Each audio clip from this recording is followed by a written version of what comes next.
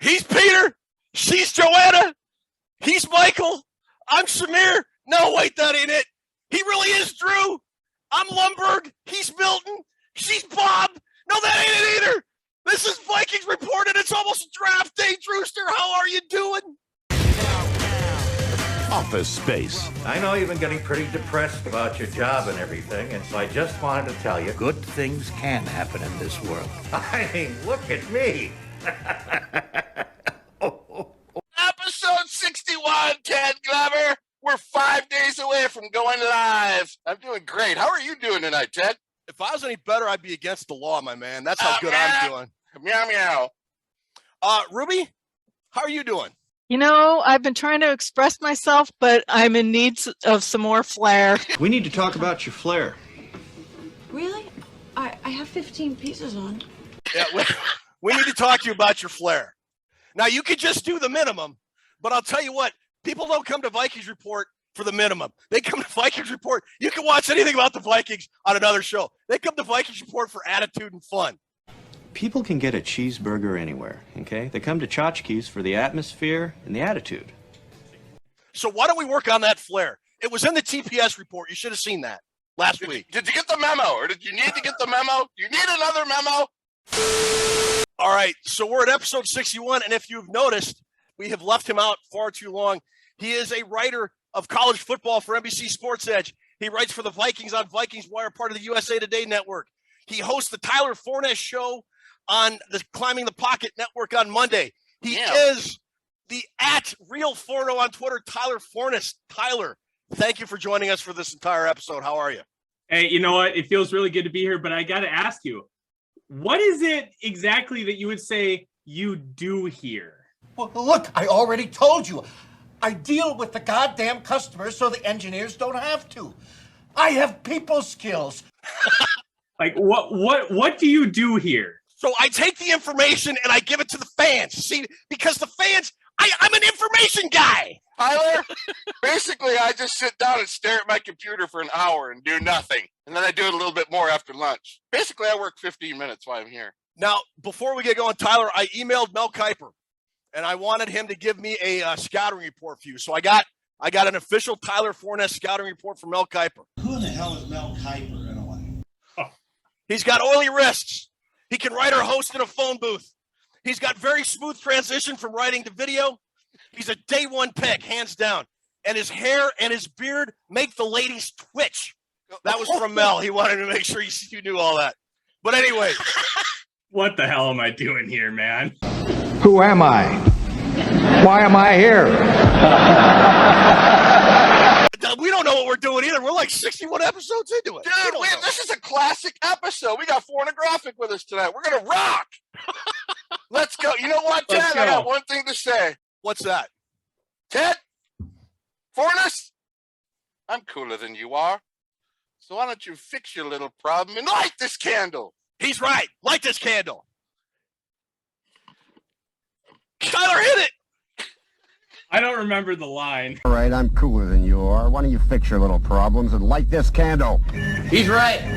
Let's light this candle. He surely is. Light the candle. Yes. Resume the countdown. Oh, I got it. Resume the countdown. What the hell is wrong with you people? And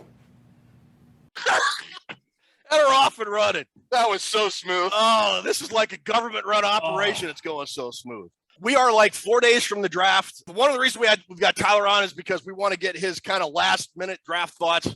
But we got some Vikings news, and then we're going to go right into the defensive backs. We've got the last two position groups this week. We got cornerbacks and safeties. We got the roster guys. We got a couple free agent guys. We've got Drew's big board, and Tyler and Drew are going to just kind of discuss the guys on Drew's big board. Then we've got a special treat. We are going to do a round-robin mock draft. So Ruby, Tyler, Drew, and I are going to do a round-robin mock draft up to the 12th spot because at 13, nobody cares. Nobody cares! Nobody cares! So we're going to stop at 12. We're all going to pick a Vikings player. We're going to discuss who they should pick and why. And then we got some draft trivia with Tyler and Drew. It's going to be a lot of fun. Oh boy. And after this show, Tyler's got a show that I'm going to be tuning in. I won't be on it, but I'm going to tune in because I don't miss any of Tyler's show. Very informative. It helps my brain, Ted, and my head and my brain. It helps all that stuff. I'm waiting for him to give me that Warren Moon jersey. I don't want the Viking one. I want the Love You Blue. That's the one I want. See that one, Ted? That's a beautiful jersey. Those were great jerseys. That was like one of the best uniforms in the NFL back in the day. The best uniform that's ever existed in the National Football League. Okay. Yeah, we could have, yeah, that's right up there. All right, we're choosing violence already, I see. Okay. I choose violence. What do we got for Viking news that Tyler's going to help us out with before we get to this draft stuff? Really not a whole lot of news, but with the draft 4 days away, Tyler, what are your thoughts so far on how the Vikings offseason has gone? Do you like it? Are you not a fan of the run it back? Or are you going to give them a chance? What are you just thinking how the new Vikings regime has done this offseason? Well, I'll say this. I'm not a fan of the run it back, but I'm also going to give it a chance because they're putting all their eggs in this basket that Kevin O'Connell and Kwesi Adofo-Mensah are literally just going to be able to fix everything. It's just like some kind of magic potion. But at the end of the day, you're also expecting in that scenario for everything good that Mike Zimmer and Rick Spielman brought to the table is going to stay and all the problems are going to be fixed. And that's just not likely. It's not plausible. You're going to have some regression in those positive areas that you had, but you're also going to have some progression in the other areas that we weren't so good at. How much progression versus regression is going to happen, I genuinely don't know. We're going to have to take a wait and see approach. But this draft is really going to tell us a lot about how they view some of these players, because we're viewing this draft at a national level by how Rick Spielman and Mike Zimmer acted for the last 8 years. At the end of the day, those guys are gone. It's Kevin O'Connell and Kwesi Adofo-Mensah. We don't know how they feel about guys like KJ Osborne, Wyatt Davis, Kellen Mond, Chaz Surratt. There's so many question marks about the guys that were drafted early that were meant to be like projections and guys that you wanted to develop, but we don't know how they feel about those guys. And because they have no attachment to them, they could be cut and traded at any instant. So I'm very intrigued to see how this goes. I still think at the end of the day, this is a 9-8 football team because I just don't think, for as talented as he is and the numbers he puts up, Kirk Cousins does not have that gusto, that gumption in the pocket to make that big boy throw to Justin Jefferson down the seam when he could throw to CJ Ham 3 yards down the field. I believe you get your ass kicked saying something like that, man. That's a fair observation. Drew, what do you think? You on board with Tyler here? I mean, we've talked about this a little bit, but what do you think? What are your thoughts? You know, I don't want to be part of the everything sucks all the time nation where everything sucks all the time. I don't want to go that far, but I'm certainly not naive to watching football after 53 years to kind of know what you stand before you get into something. More than likely, it's going to go with what Tyler just predicted, at 8-9, 9-8, or whatever. But I think they're kind of hoping they can catch lightning in a bottle, and some of these close victories last year they could turn around in their favor, get into the tournament at the end of the year, and then hopefully catch some fire then. I'm not putting any of my money on making a Super Bowl run, but I like the fact that they didn't just blow it up and have nothing going on for this season. I'm kind of liking what the idea they have for maybe putting all this off till next year and try to at least compete for something. But I've already said that they're going to win the division. So that might overextended myself there. I'm not a huge fan of the run it back crowd or the run it back theory either, but the way they're redoing these deals or restructuring them, at least it seems to me, Tyler, correct me if I'm wrong, that I think the Vikings are at least looking more than right now this year down the road in terms of contracts and freeing up cap space and all that. So it seems like they're balancing trying to be competitive this year while still understanding that they still have to remain competitive in 2, 3, 4 years down the road with the salary cap. Whereas Rick Spielman the last few years, I thought he was just chasing his tail and just signing guys, trying to keep that team in their Super Bowl window, if you will. And I think you hit the nail on the head, Ted. The Vikings had a delusion that they were still in a Super Bowl window when in reality that ended after 2019. Yes. Oh my gosh, no comparison. Yeah. And there was just too many pieces that were lost to really justify them being in a window. I would have preferred the blow it up strategy, but I also don't think you needed to completely blow it up. I think you have a lot of core pieces here. I thought you could have done a 1-year rebuild. You have Justin Jefferson. You have your bookend tackles. You have a developmental guy in Cameron Dantzler at corner. You have Danielle Hunter. You look at your premium positions, you're sitting pretty good. You get a quarterback in there and you start to put some pieces around everywhere, and you're sitting in a really, really good spot. Now you're betting on Kirk Cousins that he can take a leap at the age of 34. I'm not going to ever bet a guy taking a leap at an age in his 30s or later unless his name is Tom Brady. Or Huey Lewis. That's more on the news than Huey Lewis, and you and I both know that. Do you know who Huey Lewis is? Yes. Yes. I wanna love you all over. Yes, I believe you have my stapler. I'm worried about them putting all the eggs in the Kirk Cousins basket, but we're going to roll with it. We're going to see what happens.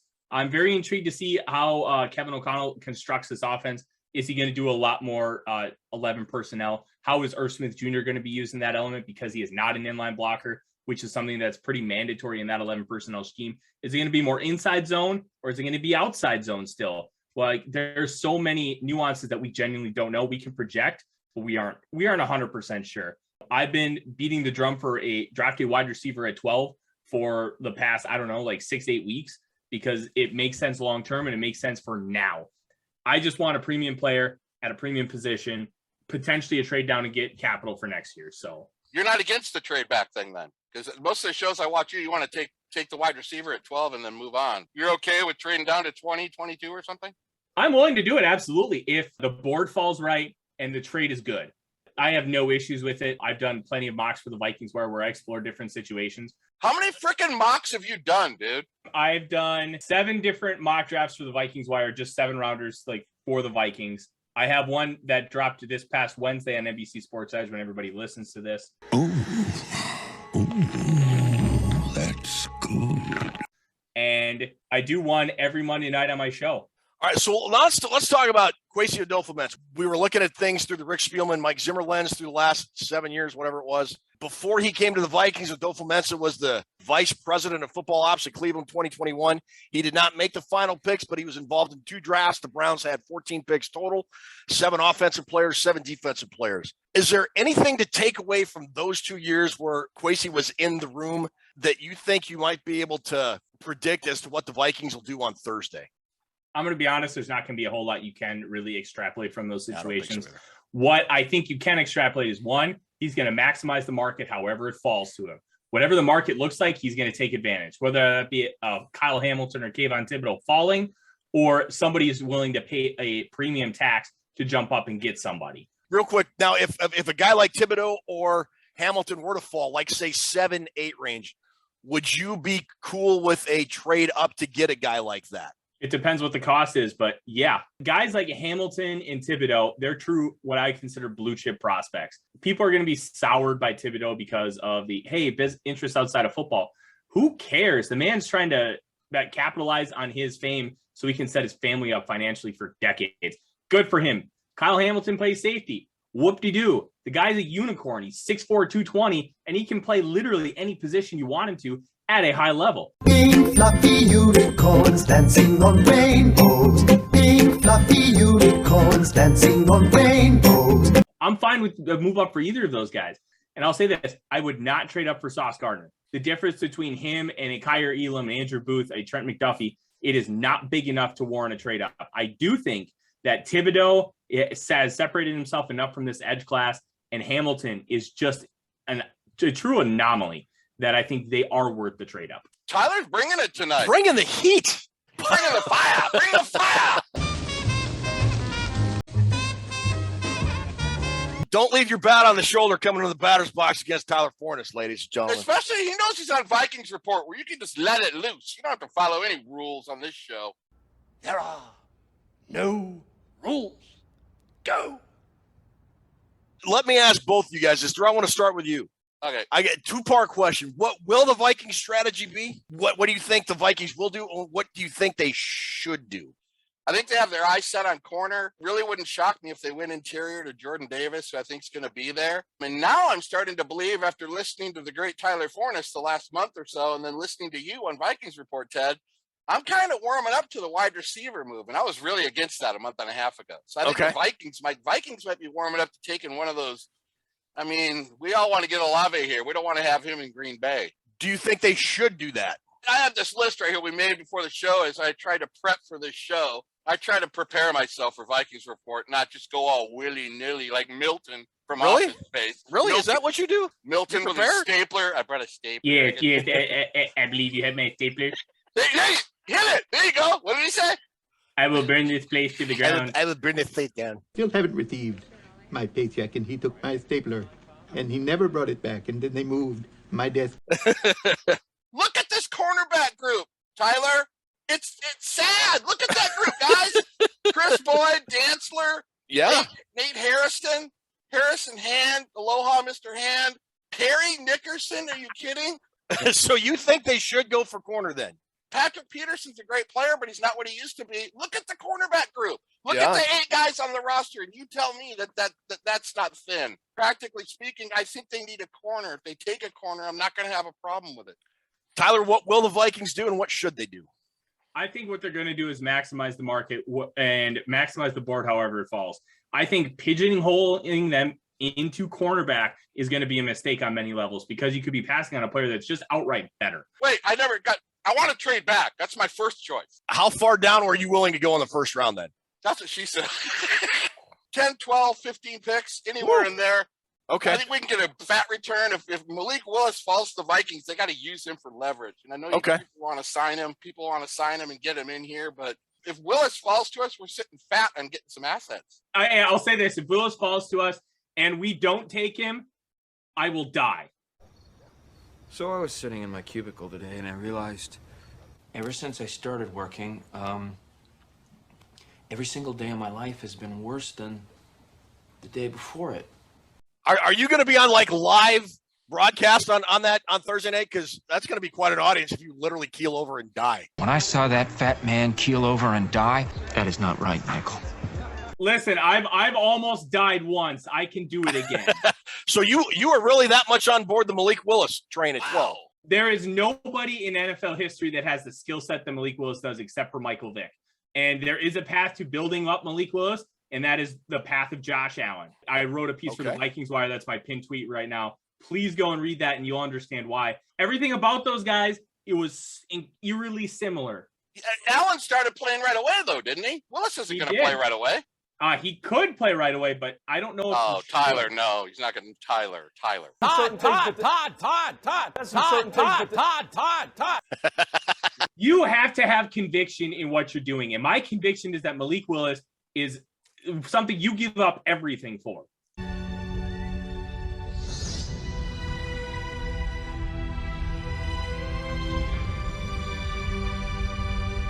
So you would take Malik Willis if he's sitting there at 12 and you don't get a really like a Godfather type offer you can't refuse.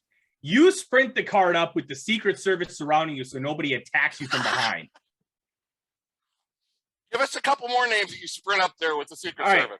I've already talked about Kayvon Thibodeau and Kyle Hamilton. If I have to stay at 12, and depending how the board falls, I'm taking Chris Olave. Yes. And I've talked about this a lot on my show. I've talked about this a lot on Twitter. Olave, to me, is the best wide receiver in this draft. He eerily reminds me of Justin Jefferson. It is not a one-to-one identical comparison, but the explosion he has with his route running at the top of the stem, the release, he knows how to track the football better than just about everybody in this class. And I think the sky's the limit for him. He can be a potential wide receiver one. At the very worst, he's got an incredible high floor, and he's going to be able to win as a route runner in the National Football League and be a great compliment to Justin Jefferson. I've been on the Olave train since we broke our wide receivers down. Choo-choo train, chugga-chugga, choo-choo train. Shocker, Ted. Shocker. I kind of go back to last year's draft. The thing that made me go all in on wide receiver, and if it's not Olave, if Garrett Wilson is there, if Jameson Williams is there, I'd still go wide receiver at 12 because I look at the draft from last year. The Bengals had the option to get Jamar Chase or Penei Sewell. Most of the experts said the Bengals O-line is terrible and they should get Penei Sewell. Sure. They went and they got Jamar Chase, and that transformed that football team. They would have been better last year, but they would not have gone to the Super Bowl without Jamar Chase. They wouldn't have. Look at it through that lens. I think a wide receiver has more of an immediate impact, like Tyler said, than an offensive lineman or a nose tackle or a corner or any other position outside of quarterback that you could pick. Maybe running back, but I wouldn't pick a running back at 12. Let me ask you and Tyler this. With those three guys, Thielen, Olave, and Justin Jefferson, we know what he can do, and then Dalvin Cook in the backfield. Tyler, how do you get enough footballs to everybody? Well, you know what? Dalvin Cook's the kind of guy who walks into a Golden Corral, picks up a tongs, and injures his hand, is out for 6 weeks. Oh! Canada! That's not good.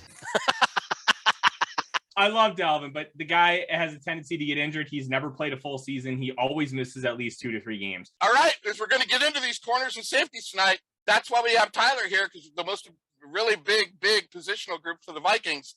Remember, there's what we're looking at right now. If you pigeonhole yourself to cornerback, you are doing yourself and the fan base and the team a disservice.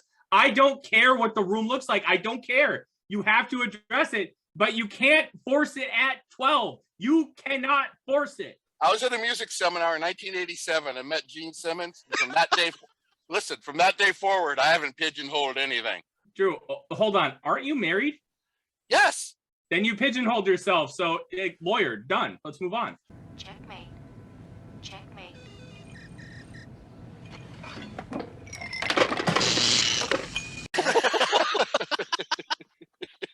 She's certainly a better part of the Drewster, let me tell you. All right. Speaking of defensive backs, let's move on. We got 2 position groups we got to cover tonight, cornerbacks and safeties. We're going to talk about corners first. We've already mentioned that the guys on the roster. It's not pretty. Chris Boyd, Cam Dantzler, Nate Hairston, Harrison Hand, Perry Nickerson, Patrick Peterson, Ty Smith, and Chandon Sullivan. Harrison Sullivan and technically Peterson they brought up and they signed as free agents. Are you happy with what the Vikings did in free agency with Harrison Sullivan and then re-signing Patrick Peterson, Tyler? Relatively, I'm fine with it. They got guys who know the scheme and they got guys who can be really solid depth, but they do need to still add another guy with potential to be a starting cornerback in the National Football League. All right. My big thing is I don't think you have to pigeonhole it and have to do it in the first round. You need to do it on day 1 or day 2. I thought a pigeonhole anyway. Okay, the basic literal meaning of a pigeonhole is a small compartment for a pigeon to live in. So let's put the big board up on the screen, Drew. You've got top four guys you've got all projected first round. Derek Stingley Jr., Sauce Gardner, Trent McDuffie from Washington, and Andrew Booth Jr. from Clemson.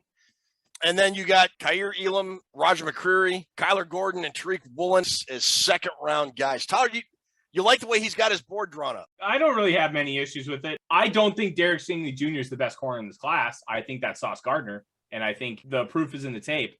Sauce Gardner had over 1,000 coverage snaps in college and didn't allow a single touchdown. Kyler Gordon had over 1,000 career total snaps and didn't allow a touchdown. I think it was like 722 coverage snaps, but he played mostly in a reserve role until this past year when he started opposite Trent McDuffie. I am higher on Elam than you. I had him as my cornerback 3. I think he's just a tremendous in press coverage, eerily reminiscent of Xavier Rhodes. He's got to learn how to not be so physical. He had 7 penalties this past year for honestly a dumpster fire Florida team that Dan Mullen just decided to give his recruiting phone to a woman. Coaches found out about this. They're like, hey, FaceTime me real quick. And then he would lose recruits because he didn't have the phone. New phone, who dis? What a dope. You know, one guy I wanted to mention on here, one of the early guys who I really liked on tape because you could play him, seems like you could play him anywhere, is Andrew Booth from Clemson. What are your thoughts on him? He's got all the size, athleticism, and length that you want in a starting corner. He can play in press. He can play off coverage. I think he's honestly a little underrated by the consensus right now because the consensus has him as like a late first round guy. I think he's a guy that should be selected in the teens.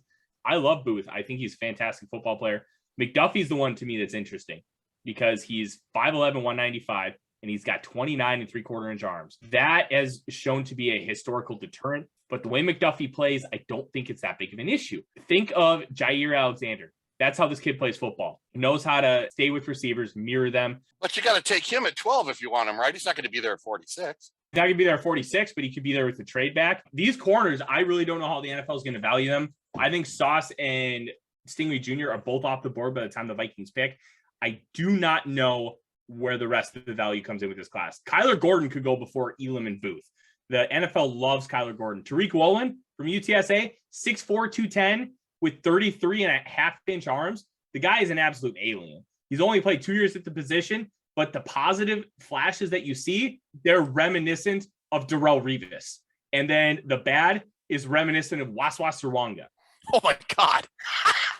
He is right now incredibly boom or bust from that aspect because he only has 2 years into the position. So if you can give him a couple years, this guy has an opportunity to be the best cornerback in football. But because he's not that far along right now, it is a risk. And that's why he probably won't go in the first round. But if a team loves him, I wouldn't be surprised. Tyler's got Sauce Gardner, his number one guy. You got Stingley. Why do you have Stingley top? Are you not concerned about that injury he had? I mean, it seemed to be not a big deal at his pro day. I saw Stingley at the pro day. I'm not worried about a foot problem. I mean, he walked into the SEC and got 6 picks right away. I have him in a 1 and 1A. I think Gardner has a lot of things that he does maybe better than Stingley, but I don't know. I just gave Stingley the slight nod. It was the injury thing with the Liz Frank, which separated him. I don't see it being a problem with Stingley, and I think he's going to be a great corner in this league. Okay, question for both of you guys then. So you're on the clock at 12, and both Stingley and Sauce Gardner are on the board, and you have to pick one of those two. You're picking Stingley? Yes. And you're picking Sauce, Tyler? Easy. Okay. I don't even have a second thought because if the Liz Frank is 100%, let's use that hypothetical right now. Okay. Explain to me before the Liz Frank injury why his tape was a massive regression from 2019. Now you're pigeonholing. Oh, no, he didn't. Let me take it one step further. There's somebody asked me if I could ask Tyler this. Last year, J.C. Horn from South Carolina and Patrick Surtain were kind of the 2 top guys. Yep. How would you rate Stingley and Gardner compared to those 2 guys from last year's draft? Go ahead and make a top 4 out of those 4 players. Well, I'm going to make it a top 5 because Caleb Farley was my number 1 corner last year from Virginia Tech. Okay, make it a top 5. So if I had to rank these guys, I'd still go Farley 1, Sauce 2, Surtain 3, Horn 4, and Stingley 5. And here's the tough part about ranking Stingley low. The ceiling's probably better than all of them, but there's so many question marks. And he's going to be 3 years removed from that season when he starts play as a rookie in 2022. So now let's say Vikings do something else besides corner in the first round, and they're looking second or third round. Who's a guy on that kind of farther down the list from, like, say, let's say maybe Tariq Woolen or Kyler Gordon on down that you think would be a good pick, good value pick, Tyler, in the second or even the third round? Or if there's a guy not on this list, if there's someone you really like. I take a look at this, and there are 2 guys that I want to target. Kyler Gordon, his versatility to play inside and outside. He is a little raw from the technical standpoint. He's got everything else. And I can teach technique. I can't teach ridiculousness. I can teach that. That is the worst idea I've ever heard in my life, Tom. Yes, it's horrible, this idea. Yeah, I'm sure your wife would corroborate too. So when I take a look at all this, I love Kobe Bryant. Kobe Bryant's a weird one. He played in 63 games as a collegiate athlete, and he has 37 passes defended, over 3,300 career snaps. He played 13 games as a true freshman, and he took advantage of the COVID-19 year. He won the Jim Thorpe Award, and he got targeted a lot. You know why he got targeted a lot?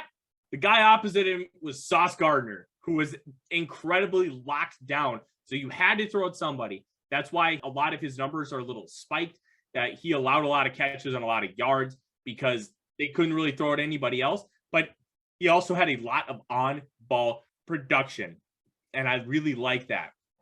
10 interceptions, 37 passes defended, and I don't think he has a lot of high upside, but he's going to be a solid cornerback, too, that lingers in the league for a decade. Is he better than Harrison Hand? I'm better than Harrison Hand. Well, if you're a corner and I'm a corner, isn't it our cornerback room, Mr. Hand? I've been thinking about this, Mr. Hand. If I'm here and you're here, doesn't that make it our time? All right, that'll do it for corners. We're going to move on to safeties, the other position group. If you look at the roster, it's in a little bit better shape than the Vikings cornerback room right now. You got Josh Metellus, Cam Bynum, Miles Dorn, and the great Harrison Smith. They lost Xavier Woods, who I thought had a pretty good year for the Vikings. He turned that 1-year deal into a 3-year deal with Carolina, 3-year deal with Carolina. He's a bum. Again, with only 4 days left until the draft, I don't think there's any free agents they're going to sign. We'll put your big board up there, Drew. You got Kyle Hamilton up there at number 1. Daxton Hill, Jaquan Brisker, Lewis Cine. Like Sean Connery from The Untouchables. We can't keep playing if you don't let go of the pickle. That's what your mother said last night. And then Jalen Petrie from Baylor. Now, you know, we talked Sauce Gardner and Stingley. Those are guys that have been mocked to the Vikings. Kyle Hamilton is a dude that has been linked to the Vikings. Tyler, do you think Kyle Hamilton is going to be there at 12 if that is even an option for the Vikes at this point? I don't know if he's going to be there at 12, but I do really like Kyle Hamilton. Like, his athletic comparison is Harrison Smith. Now, Tyler, you were kind of mad about taking corner at 12. Would you take Kyle Hamilton over corner? And if so, why would you do that? In a heartbeat. I think in this scheme, the safeties are asked to do a lot more than corners. You Okay. want your corners to be good, but they don't have to be great. You have two great safeties back there that can do a little bit of everything, that can really confuse people. Like, just look at what Harrison Smith was able to do in Mike Zimmer's defense. Kyle Hamilton, to me, would be an easy selection at number 12. Even if you don't get Hamilton, you take a look at this board, and there's a lot of really good safeties, really, really good football players in this class. And there are guys later on that you can get for really good value. So safety is becoming more important, and it's better that you have great ones than not. Let's look at a third or fourth round guy that you think the Vikings might target. Drew, who do you like that's in that mid-range guy that you think would be a good fit for the Vikings? Nick Cross from Maryland. He's not ready right away. I think he needs a lot of work at the next level, but I think that guy's going to be a star in the next level. Nick Cross. I do like Nick Cross. A little bit later on, I like Sterling Weatherford. CBS Sports' Chris Trapasso kind of called him discount Kyle Hamilton, and he's got a little bit of a point. He doesn't have the same vision. He doesn't quite have the same athletic profile, but he's got the size, and he understands how to play the safety position. He thrived in both linebacker and safety drills at the Senior Bowl. The tape is really good. I think that he could be a really nice addition on day 3 and give you some of the same things Kyle Hamilton does at a little bit of a discount rate. Tyler, tell me about this Reed Blankenship, because I started doing research on him and I saw 106 tackles, 10 tackles for loss. Seems like they blitz him in the box all the time. The Middle Tennessee player, Reed Blankenship, is he any good? He is good. There's some mixed reviews on him throughout the draft community. Some of the guys at Blue Chip Scouting that I work with on a regular basis really like him. I've seen some national guys that say he's not really good. I think that he could be a nice fit for the Vikings, kind of with some of the things you talked about. The ability to blitz in the box, but does he possess the right athleticism in order to really thrive in the National Football League?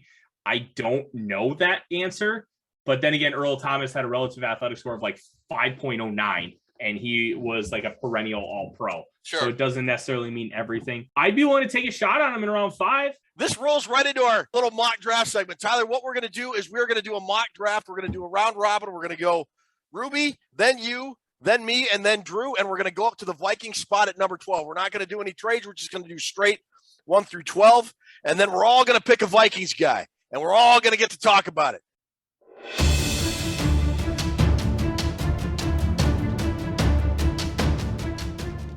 I love Kung Fu. If I had my own mock draft, you know what I'd do? 2 draft picks at the same time. That's what I'd do. Hey, Peter, check out Channel 9. It's a breast exam. So I got the Pro Football Network mock draft board up. I'm controlling all teams. What we're going to do is we're going to go Ruby, then Tyler, then me, and then Drew until we get to pick 12. And we're just going to go right down the line. So, Ruby, you're up with the first pick of the Jacksonville Jaguars. Who do you think they're going to pick? Aiden Hutchinson. Aiden Hutchinson. All right. Tyler, you're up for Detroit. Who do you think they're going to pick? Malik Willis, quarterback Liberty. Malik Willis. That'd be a good pick for them. Bold pick, but a good pick. Third pick, Houston Texans. I think they're going to pick Kayvon Thibodeau.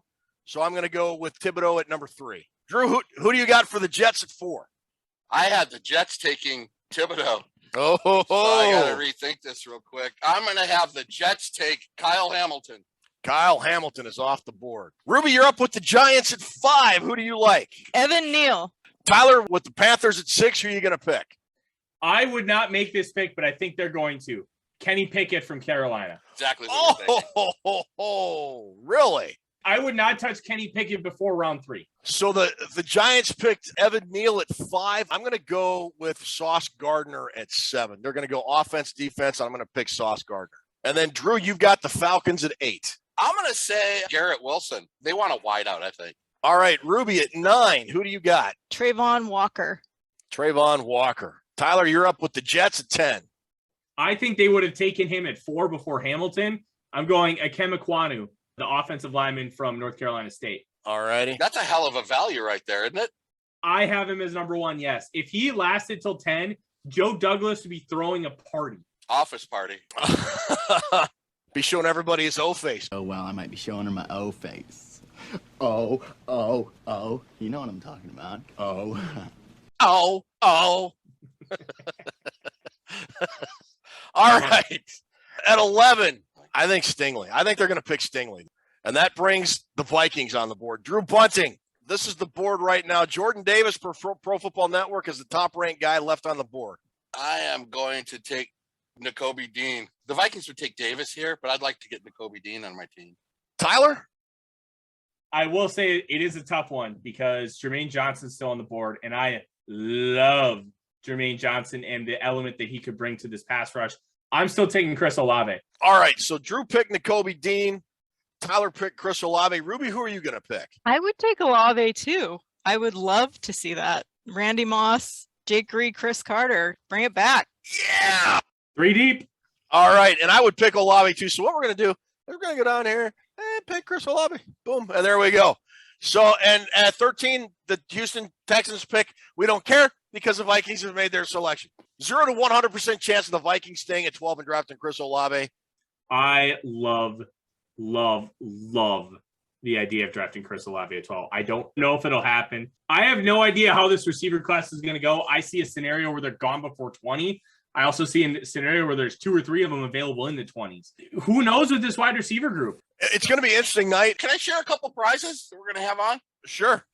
Carl Eller just sent me this, a brand new number 41 of 500, the Moose bobblehead. Oh, cool. This just showed up today. Thank you, Carl. We got this shirt that was donated by Chris Gates. Fantastic Viking shirt, button up, has all the legendary players on it. From Jason Feinhag. It's a cool jacket, man. Genuine leather Minnesota Vikings jacket. This will be given away as one of the prizes. So Thursday and Friday, join us for the our live draft show. We'll cover the first 3 rounds. We got those prizes. We got more. So what we're going to do, we're going to take a quick break, and we're going to come back. We're going to wrap the show up, and we're going to get to some trivia. So see you on the flip side.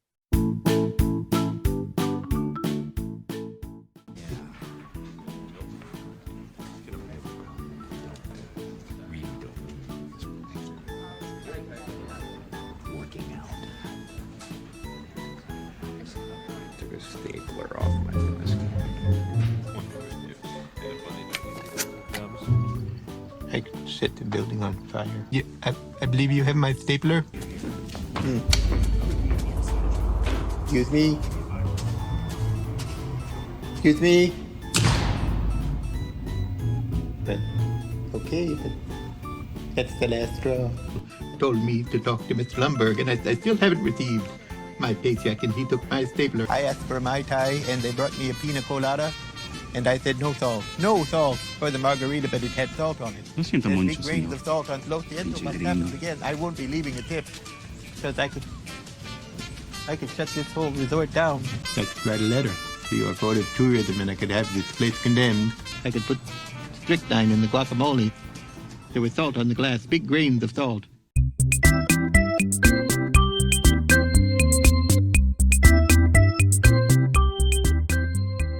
Welcome to Toonces Trivia. How you guys doing? Good. Good, Toonces. How are you? Hey, Toonces. Okay, so today we are going to do Drew and Ted versus Tyler, and all of the questions will be related in some way to the NFL draft. Are you guys ready? Yes. All right, whoever shouts out the answer first is the winner. For 100. And what year was the first NFL draft held? 1933. What? Okay. You're close. 1935. 32. Tyler, what did you say? 36. Tyler got it. Wow. Check out the big brain on Brad. All right, for 200. Which college has produced the most draft picks in NFL history? Alabama. Not according to what I found. Ohio State. USC. I'm going to say Nebraska. Texas. Notre Dame. Ted. Oh, well, I got it. I got the first 3 answers wrong, so does that count or not? Yeah, we never do anything traditionally, so yeah, you can have those points. All right, for 300, how many quarterbacks were drafted before Dan Marino in 83? 5. Damn it. Tyler got it. Wow, there were 6 total. Damn it. Good job, Tyler. All right. 300 for Tyler. For 400, for the 20 years from 80 to 2000, what team Cincinnati. had the most number one overall picks? No. Browns. No. The Jets. No. The Colts. Yeah. Yes, Tyler got that one too. Nice. Tyler. All right, Tyler's up 800 to 200. Next category. This is a little bit more modern. For 100, the Raiders passed on Calvin Johnson, Joe Thomas. Marcus Russell. Yes. Ted, he's about to lay down the Sugar Ray Leonard on us. I'll just check out right now. All right, for 200, who's the most recent first overall pick to win Rookie of the Year? Peyton Manning? No. Dalvin Cook. Joe Burrow. Nope. Andrew Luck. Nope. More recent. The guy who beat out Justin Jefferson? No. Baker Mayfield. Close. It's a quarterback. Kyler Murray wasn't first overall. Trevor Lawrence. Kyler Murray. Ted! It was Kyler. Ted! Kyler Ted! Who the hell spelled Kuiper? Okay, for 300, who's the most recent first overall pick to win the Heisman? Kyler Murray. No, Joe Burrow. Joe Burrow is correct. Good job. There was a streak of 3 straight number 1 overall picks won the Heisman. Baker, Kyler, and Joe Burrow. I wanted some of these from the 60s and 70s. This is pretty tilted towards modern day football. I'd be smoking if it was back then. Oh, yeah, sure. Like, I used to read football books when I was 6 years old because I didn't have friends. So bring it on. I did that too, dude. Also, I'm giving this recent stuff to Drew and Ted because their memories are getting bad because they're getting old. Fair. That is fair. For 400, name the last number 1 pick to win a Super Bowl. Peyton Manning. Yeah, I was going to say Peyton Yes. Manning. Peyton Nope. Manning. Really? Wait, are you talking in general or as a starting quarterback? This is a starting quarterback. And it didn't have to be the year that they were drafted. Matt Stafford. Yes. There Matt you go. Stafford. Good job, Drew. All right. With 2 brains against 1, the score is 1,200 to 500. Last category. Sorry. Name the last offensive lineman number 1 pick. Jake Long. No. Joe Thomas. Yeah, I was going to say Joe Thomas. Eric Fisher. Eric Fisher is the correct answer. All right, for 200. The Browns have had the most number 1 picks since 99. Can you name all 4 of them? I'll give you 200 points for each correct answer. Tim Couch, Baker Mayfield. Courtney Brown. Ted got 2 of them. Tyler got 1. There's 1 left. Miles Garrett. All right, 1,700 and 900. For 300, name the last wide receiver. Keyshawn number 1 Johnson. pick. Yes! Jesus Wow! Christ, this is a beatdown. This is an absolute 100% beatdown. All right, well, you guys can't catch up, but here we go anyway for 400. Name last year's Mr. Irrelevant. Oh, go ahead, Tyler. Yeah. I don't know this one. Just finish us off, Larry Holmes. Signed Tex Cobb. Well, I can tell you who the third to last pick was. That was Kylan Hill. That's good enough. That's good. Close enough. Give it to him. Good God, give it to him. All right, the answer was Grant Stewart. Of course, Grant Stewart. Yeah, of course. All right, thank you guys for playing. We'll see you guys next week. Tyler, thanks so much for coming on. Appreciate you spending an evening with us and sharing your insights on the draft. You're going to be on the CTP on Thursday, Friday, and Saturday, or what's your schedule for the draft? As of right now, I'm going to be on all 3 days for Climbing the Pocket. You can find us on the Climbing the Pocket YouTube channel. I probably am doing the whole show like I did last year. I know I have to dip out for a Twitter Spaces on late Friday night for NBC Sports Edge. But yeah, we're going to go wall to wall. We're going to have fun. You're not going to jump over with us on Friday for 5 or 10 minutes and say hello to the lower class sports shows?